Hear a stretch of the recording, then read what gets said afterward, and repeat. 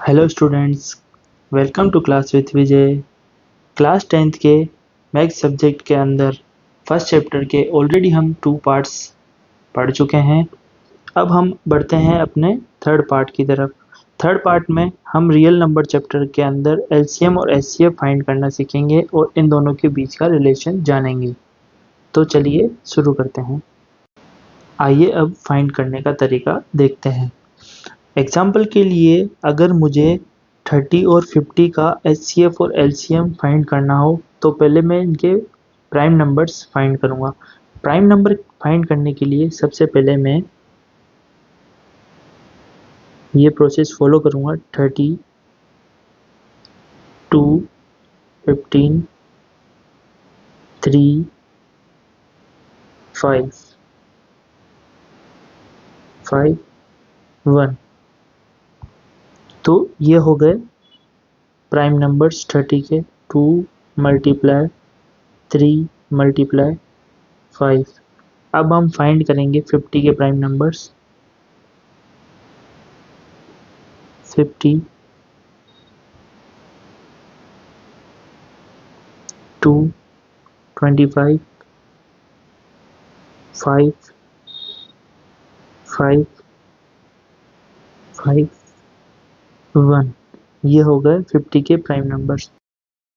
2 multiply 5 multiply 5। अब हम इनमें छोटा सा चेंज करेंगे, जैसे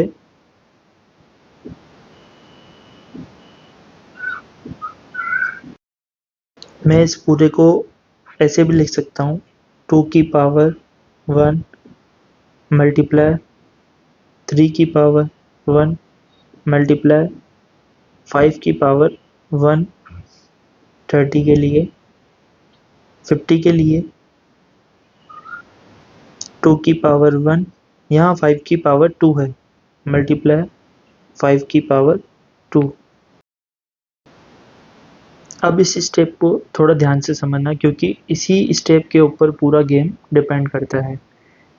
अब जहाँ एलसीएम की फुल फॉर्म में लीस्ट आता है, लीस्ट काउंट, लीस्ट नहीं लेके हम एलसीएम के लिए लेते हैं हाईएस्ट पावर। जस्ट अपोजिट होता है। तो एलसीएम के लिए क्या होगा? 2 की पावर सबसे बड़ी कहाँ है? दोनों में सेम है, तो 2 मल्टीप्लाई 3 की पावर यहाँ बड़ी है, तो मैं यहाँ लिख सकता हूँ 3 की पावर 1। अब 5 की पावर कहाँ बड़ी है? यहाँ, तो मैं यहाँ लिख सकता हूँ 5 की पावर 2। अब कई लोग कहेंगे कि सर यहाँ 3 की पावर तो है ही नहीं, तो मैं यहाँ ऐसा लिख सकता हूँ 3 की पावर 0, तो यहाँ बड़ी हो गई ना। और एचसीएफ के लिए जस्ट अपोजिट होता है, इसके नाम में हाईएस्ट आता है, बट यहाँ पावर यूज होती है लोएस्ट। जैसे 2 की पावर लोएस्ट कहाँ है? दोनों इक्वल है, तो लोएस्ट भी 1 ही होगी। मल्टीप्लाई 3 की लोएस्ट कहाँ है? नीचे, तो 3 की पावर 0। मल्टीप्लाई 5 की लोएस्ट कहाँ है? ऊपर, तो 5 की पावर 1। ये हो गए एलसीएम और एचसीएफ। इसीलिए LCM is equals to 2 multiply 3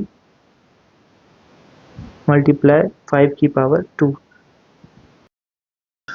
तो एलसीएम हो गया 150। और इसी तरह एचसीएफ इज इक्वल्स टू, किसी की भी पावर अगर 0 है तो वो क्या हो जाएगा? 1। 2 मल्टीप्लाई 5 10।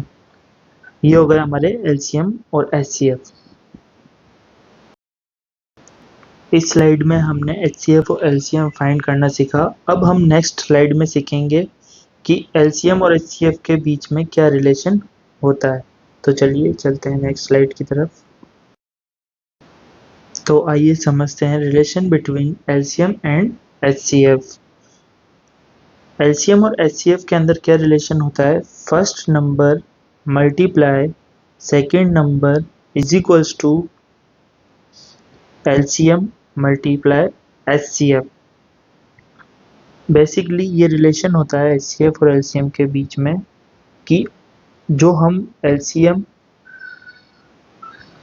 मल्टीप्लाई HCF करते हैं तो इसके इज इक्वल्स टू में हमारे पास आएगा first number multiply second number. आइए इसको हम एक एग्जांपल के थ्रू समझते हैं। जो हमने फर्स्ट स्लाइड में LCM और HCF फाइंड किए थे उसी का एग्जांपल लेके ये रिलेशन भी समझते हैं। वहाँ हमारा फर्स्ट नंबर जो था 30 था और सेकेंड नंबर 50 था और उसका LCM हमने फाइंड किया था 150। अब HCF हम फाइंड कर चुके हैं बट चेक करने के लिए हम एक बार वापस इस रिलेशन से फाइंड करके देखते हैं। तो रिलेशन के according 30 multiply 50 is equals to 150 multiply HCF। HCF is equals to 30 multiply 50 divided by 150। 150 30 time 10 time 3 time 1 time. तो क्या हो गया HCF is equals to 30 upon 3 is equals to 10। तो इस रिलेशन से हमें HCF is equals to 10 मिला है। आप पिछली स्लाइड में जाके चेक कर सकते हैं, हमने जहाँ HCF फाइंड किया था उसकी वैल्यू भी 10 थी।